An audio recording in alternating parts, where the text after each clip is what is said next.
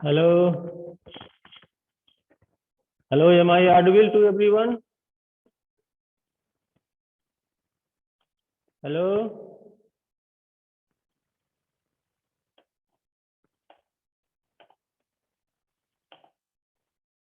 hello.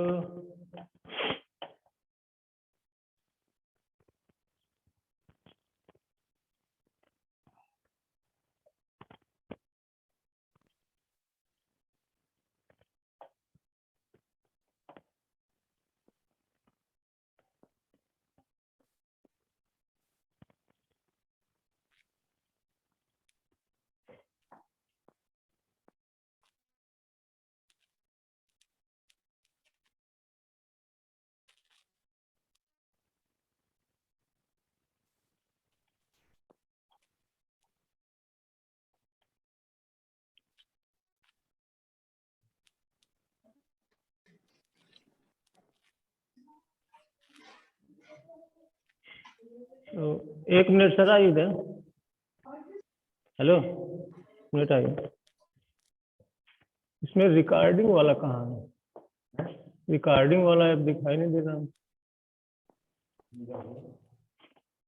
Recording वाला कहीं दिखाई दे रहा? ये नहीं है, ये तो सिक्योरिटी है। रिकॉर्डिंग वाला ऊपर रहता है, वहाँ नहीं रहता, वहाँ नहीं रहता, यहीं रहता है। रिकॉर्डिंग चालू है मुझे लगता है।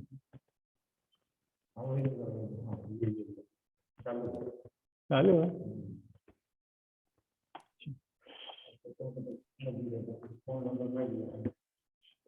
अच्छा, उसको दे दिया करिए।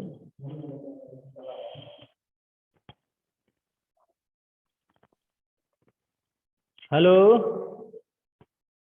सार्थक। Yes sir, good morning. सुनाई पड़ रहा है? हाँ सर।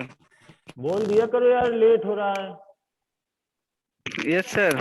क्या कह रहे थे, सबको ज्वाइन न कराओ?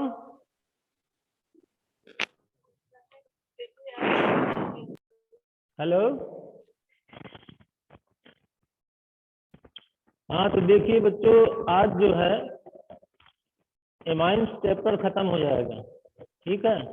और एमाइंस के बाद जो है थोड़ा सा, ज्यादा नहीं,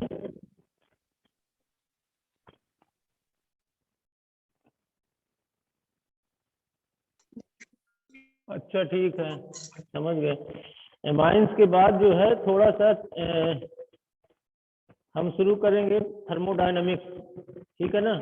तो इसको थोड़ा सा ध्यान से देखना है।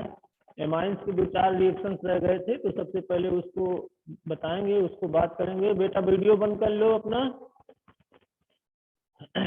हाँ, तो सबको सुनाई पड़ रहा है? एक बार नमस्कार कर लो, good morning. Rishabh Mishra, good morning. Rahul Mishra, Ashutosh Mishra, Pratima, Rishabh Mishra, Ritesh Mishra, Sarthak Shukla. Ritesh तुम गायब हो जाते हो भाई, ये अच्छी बात नहीं है। पूरे टाइम पे रहना है तुमको, तुम ही मेरे फेवरेट हो और तुम जो है गायब हो जाते हो। तो देखो भाई, आज जो है यस सर, रहूंगा। हाँ, कल जो है नाइट्रेशन हमने पढ़ा था। 2-4 रिएक्शन है जिनको हम आज देखेंगे। जैसे नाइट्रेशन में एमाइंस को एसिटिक एनहाइड्राइड से हमने कहा था कि कराएं। जैसे ये एमाइंस है यहाँ पर केमिस्ट्री में, ये चैप्टर है एमाइंस। तो एमाइंस का मान लीजिए ये चैप्टर है, ये इसमें NH2 है। अब इस NH2 में जो है इसकी रिएक्शन होगी, किससे होगी? CH3CO ट्वाइस O, इससे रिएक्शन होगी। और रिएक्शन के साथ क्या रहेगा इसमें? पिरीडीन। पिरीडीन। तो अब आप जानते हैं कि जब एमाइंस के साथ ये रिएक्शन होगा,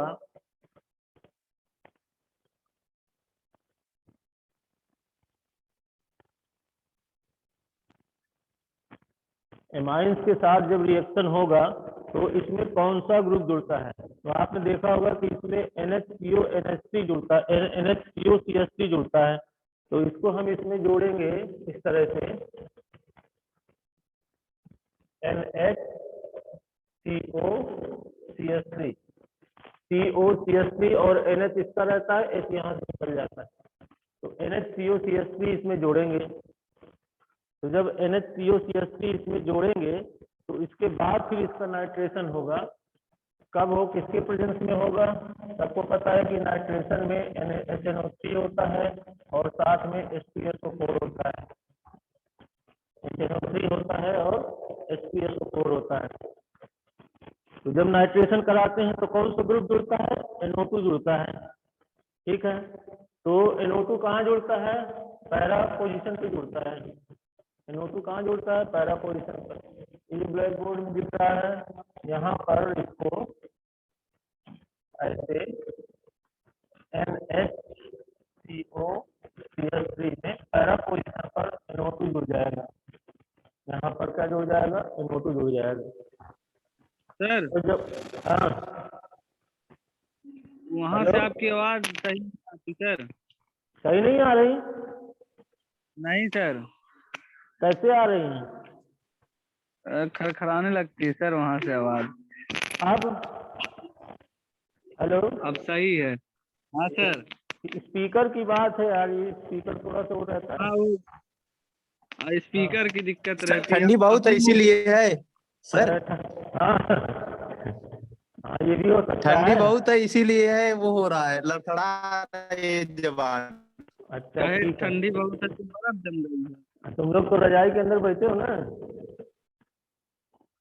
ये हाँ, तो देखो NO2 इसमें जुड़ गया, पैरा किस पोजीशन पे जुड़ गया? पैरा पोजीशन पे जुड़ गया। अब इसकी जो है यहाँ पर हम कराएंगे हाइड्रोलिसिस।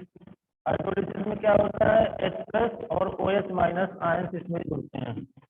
क्या जुड़ते हैं? H+ और OH- आयन से रिएक्शन होता है। तो यहाँ पर जो है ये यहाँ पर फिर से आ जाएगा क्या, कौन सा ग्रुप? NH2 ग्रुप यहाँ आ जाएगा और NO2 यहाँ रह जाएगा।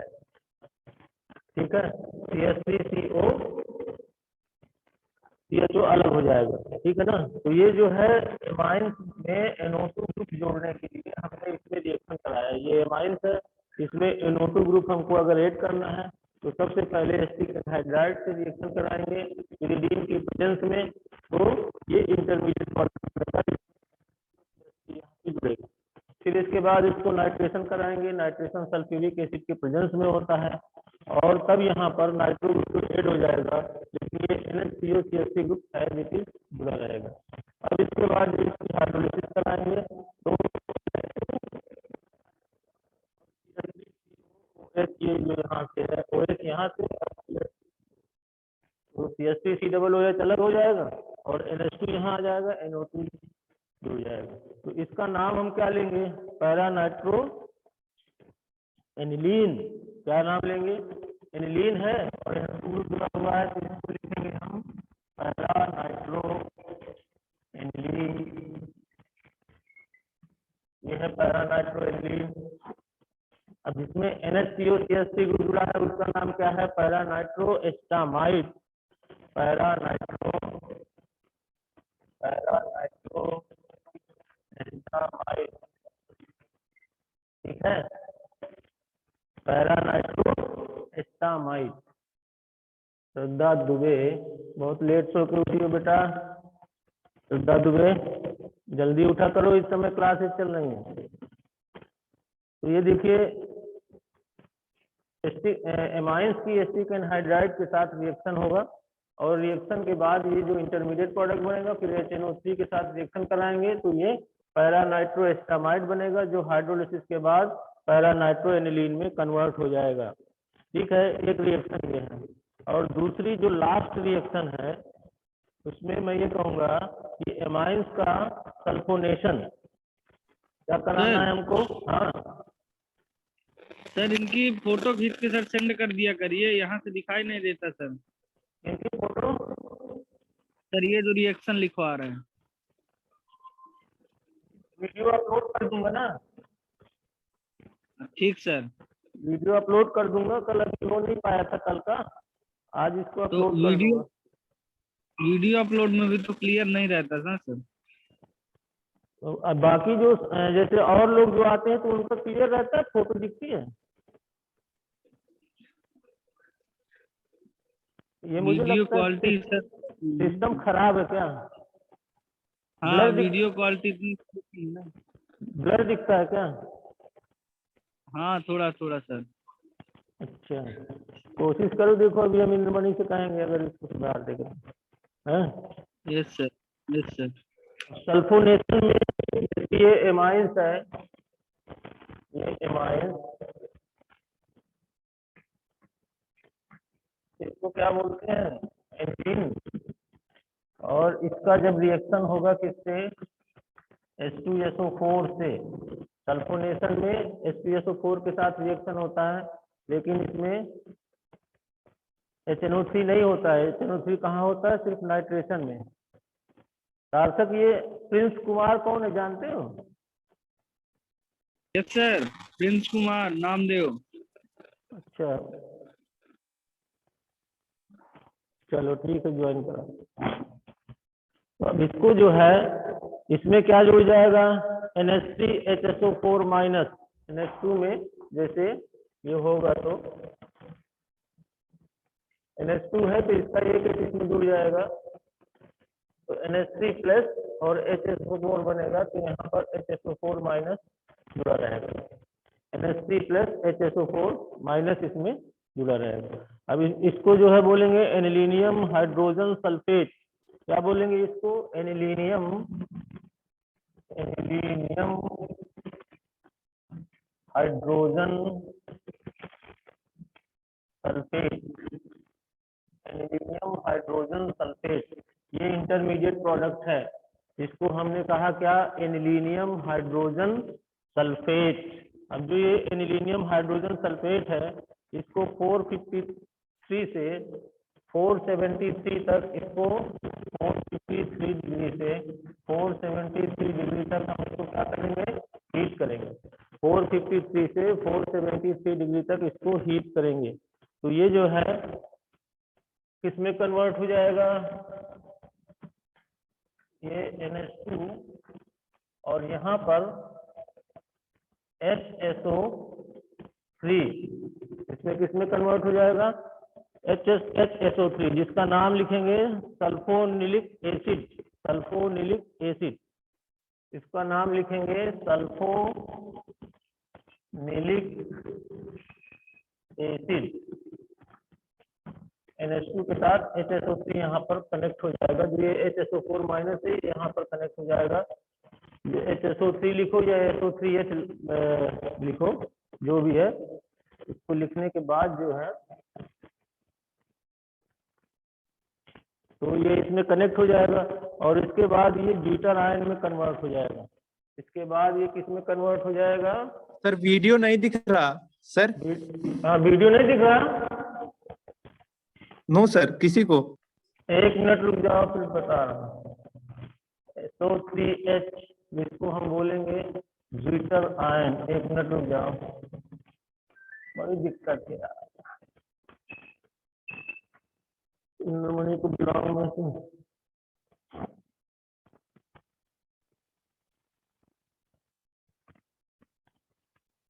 ये अपने आप ऑटोमेटिक बंद हो जाता है। अब दिखा? हेलो, दिख गए सर, दिख गए। हाँ, ये ऑटोमेटिक बंद हो गया था। एनिलीन का H2SO4 के साथ रिएक्शन हुआ। H2SO4 मतलब सल्फ्यूरिक एसिड का। अब इसमें जो है ये इंटरमीडिएट प्रोडक्ट बनेगा, तो एक H इसका NH2 के साथ कंबाइन होगा और बन जाएगा NH3HSO4 माइनस। NH3 में प्लस का साइन लगेगा और यहाँ HSO4 में माइनस का साइन लगेगा, क्योंकि H2SO4 से एक H इसमें अटैच हुआ है, यहाँ प्लस और यहाँ माइनस का साइन लगेगा। अब जब इसको 453 से 473 डिग्री तक हम इसको गर्म करेंगे, तो गर्म करने के बाद जो है ये यहाँ पर क्या बन रहेगा? NH2 और यहाँ पर SO3H, जिसको हम HSO3 भी कर सकते हैं, ये यहाँ पे ज्वाइन हो जाएगा। तब इसका नाम क्या होगा? सल्फोनिलिक एसिड। अब ये जो सल्फोनिलिक एसिड है इससे ये H यहाँ पर निकलेगा तो माइनस साइन यहाँ पर आ जाएगा और ये जो है ज्यूटर आयन में कन्वर्ट हो जाएगा। तो ये जो ज्यूटर आयन है ये अक्सर क्लास में पूछा जाता है, एग्जाम में पूछा जाता है कि ज्यूटर आयन क्या है। तो ये ज्यूटर आयन है जिसमें एनिलीन्स में SO3 माइनस आयन अटैच है। ठीक है, अब देखो ये एमाइंस यहाँ पर खत्म हो रहा है। एक इसमें रीजन पूछा जाता है कि एनिलीन जो है में फ्रीडल क्राफ्ट रिएक्शन क्यों नहीं होती है। तो इसका कारण नोट कर लीजिए कि एनिलीन में फ्रीडल क्राफ्ट रिएक्शन क्यों नहीं होती है।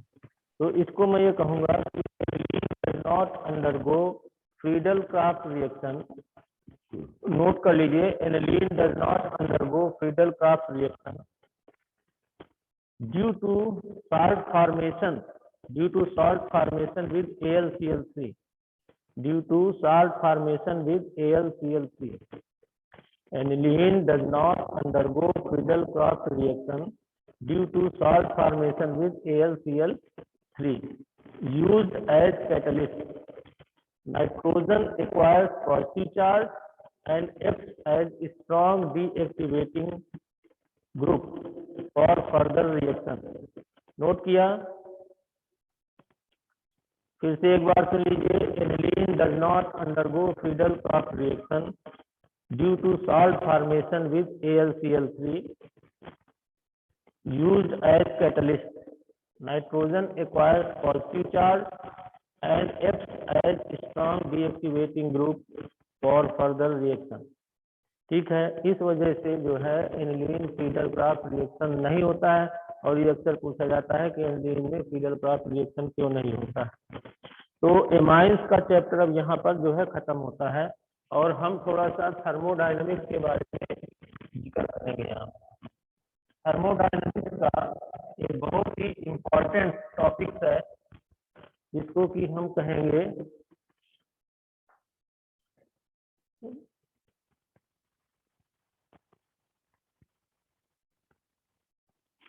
अब इसको मैं क्या करूं, अभी जैसे आ रहा है वैसे आ रहा है। अब सिस्टम को मैं कैसे सुधार लूं भाई। अभी इंद्रमणि को बोलूंगा मैं इस क्लास के बाद, ठीक है। अभी जरा सुनो जैसे सुन रहे हो। अब इसमें जो है जैसे कि थर्मोडायनेमिक्स में एक बहुत ही इम्पोर्टेंट टॉपिक है जैसे कोगुलेशन और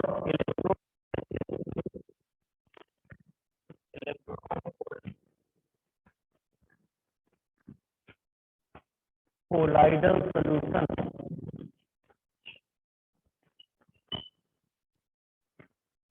ठीक है, ये बहुत ही इम्पोर्टेंट टॉपिक्स हैं जो अक्सर पूछे जाते हैं।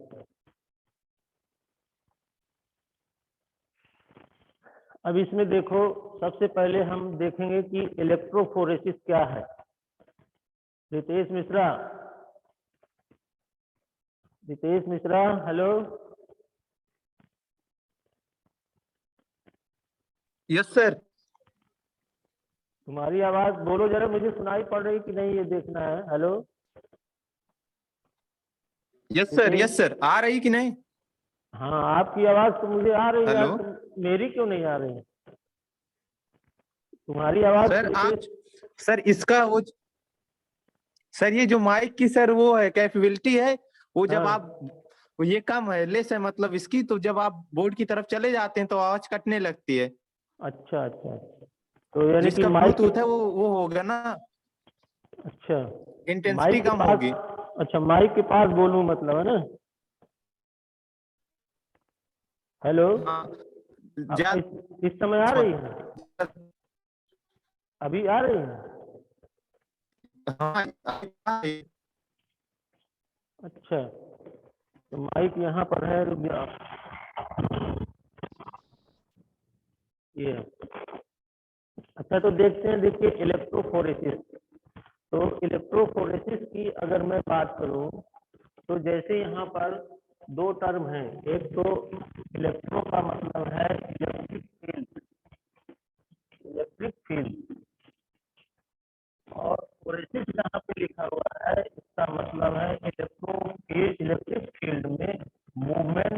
आयन, मूवमेंट ऑफ आयन,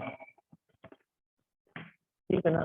तो इलेक्ट्रोफोरेसिस में मूवमेंट ऑफ आयंस कैसे होता है, इलेक्ट्रोफोरेसिस में मूवमेंट ऑफ आयंस कैसे होता है, तो इसके लिए देखिए एक ऑपरेटर हम सेटअप करेंगे। वो ऑपरेटर कैसा है, जैसे कि एक ये यू ट्यूब है, ये जो है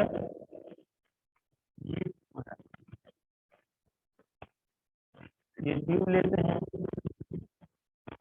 यहाँ पर हमने इसमें भर दिया कोलाइडल सोल्यूशन, यहाँ पर हमने इसमें भर दिया, क्या भर दिया, कोलाइडल सोल्यूशन, ये है कोलॉइडल सॉल्ट, ठीक है, इसमें भर दिया। यहाँ पर हमने भर दिया वाटर, ये यहाँ पर भर दिया H2O, यहाँ पर इलेक्ट्रोड डाल दिया, कौन से इलेक्ट्रोड, प्लेटिनम इलेक्ट्रोड, यहाँ पर हमने इलेक्ट्रोड डाल दिया प्लेटिनम इलेक्ट्रोड।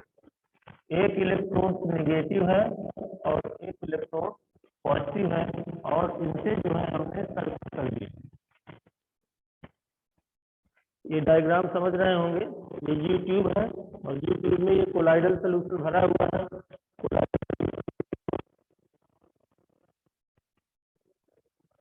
भरा हुआ है, तो इसको हमने जो है हाई पावर की डोज,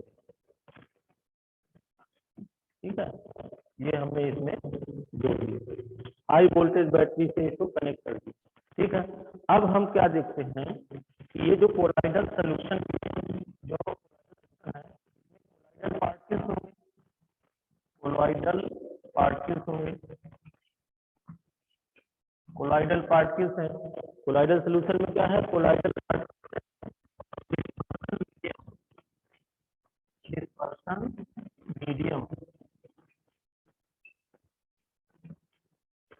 कोलाइडल सोल्यूशन में कोलाइडल पार्टिकल्स हैं और वो कोलाइडल पार्टिकल्स जो है डिस्पर्शन मीडियम में सस्पेंडेड हैं, ठीक है।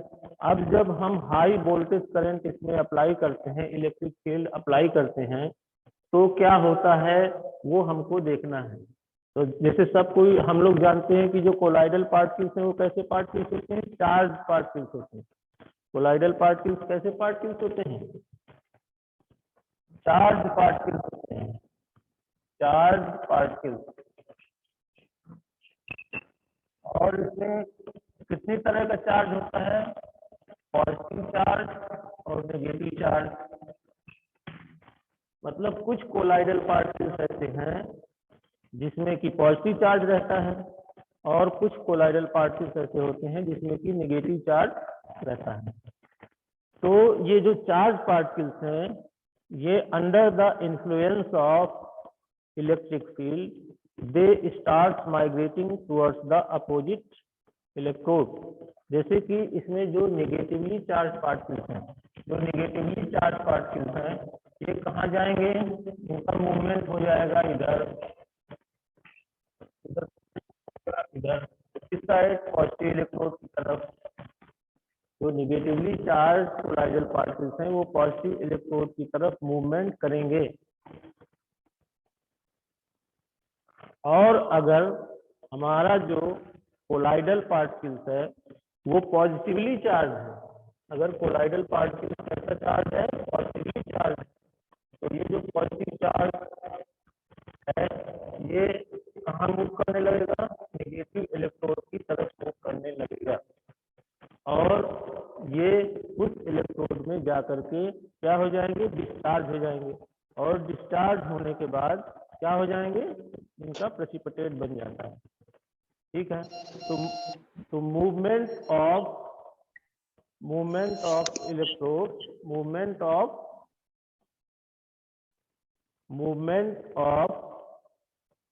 Oppositely charge colloidal particles towards the opposite electrodes.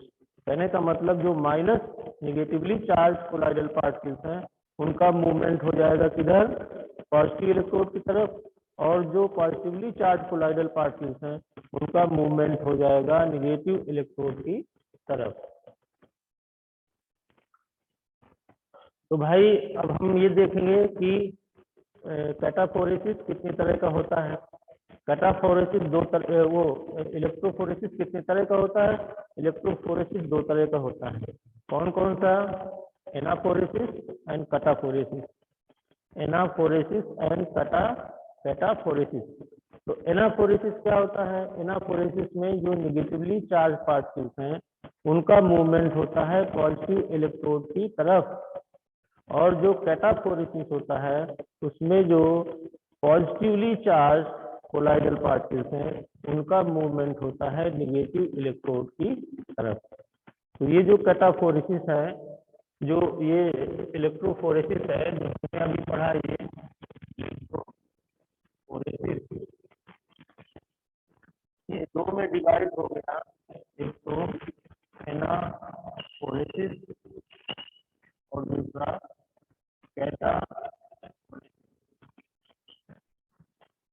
एनाफोरेसिस में negatively charge particle positive anode की तरफ मूव करेंगे, पॉजिटिव इलेक्ट्रोड की तरफ मूव करेंगे, और कैटाफोरेसिस में पॉजिटिव पार्टिकल्स जो है नेगेटिव इलेक्ट्रोड की तरफ मूव करेंगे, नेगेटिव इलेक्ट्रोड। ये है क्या, इलेक्ट्रोफोरेसिस। अब देखिए मैं एक चीज ये बोलूंगा कि जैसे मान लीजिए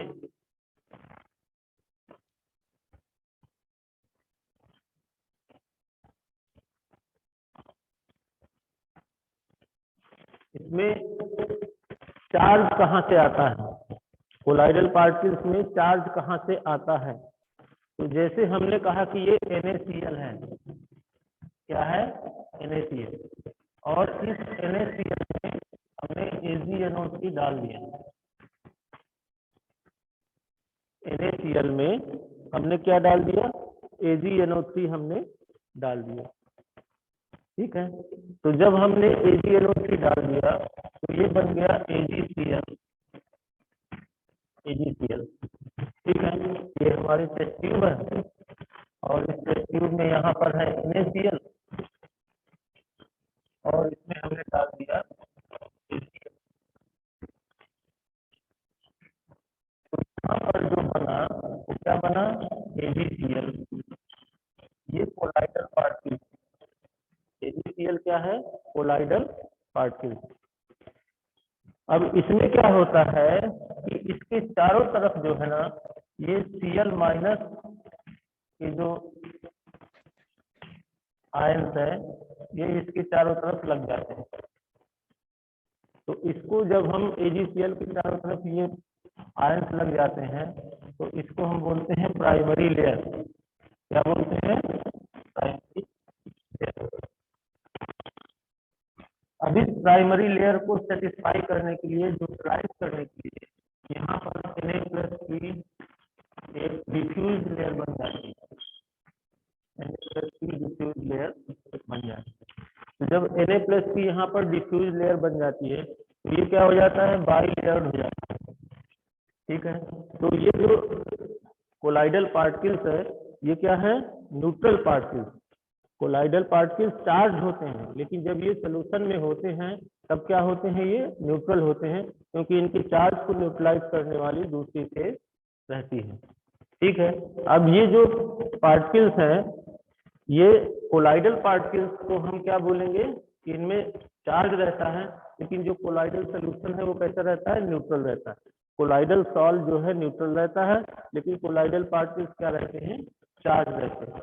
तो अब ये चार्ज कोलाइडल पार्टिकल्स का कोआगुलेशन कैसे होता है ये हमको जो है देखना है, ठीक है। तो चार्ज कोलाइडल पार्टिकल्स का कोआगुलेशन कैसे होता है इसको हम नेक्स्ट पीरियड में देखेंगे कल। आज का काम यहीं पर समाप्त करते हैं, ठीक है। आशुतोष मिश्रा, राहुल मिश्रा, रितेश मिश्रा, यश नायक, यस सर। सब मिश्रा, ठीक है। ठीक है सर। और आज मैं अभी ठीक है बोलता सर। हूँ यस सर। हाँ, वीडियो क्वालिटी को अपग्रेड करने के लिए, ठीक है। एवरी डे यू विल हाँ Yes, ठीक है sir. सर। रोज मिलना, ठीक है। Good morning sir. हाँ।